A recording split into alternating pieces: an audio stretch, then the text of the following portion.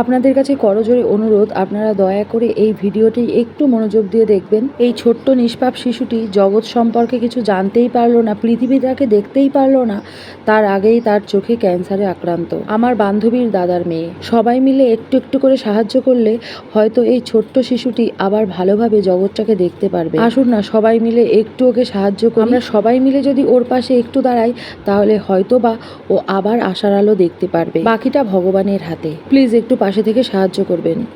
আমি পূজা দাস। আমার বাবার নাম প্রশান্ত দাস।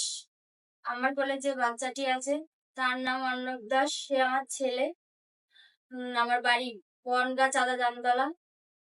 আমার ছেলের ডান দিকের চোখে ক্যান্সার আক্রান্ত হয়েছে। গত 9 মাস ধরে আমরা তো চিকিৎসা করে চলেছি, অর্থের অভাবে আমরা পাচ্ছি না। আপনারা যে যেভাবে পারেন আমাকে একটু সাহায্যের হাত বাড়িয়ে দিন।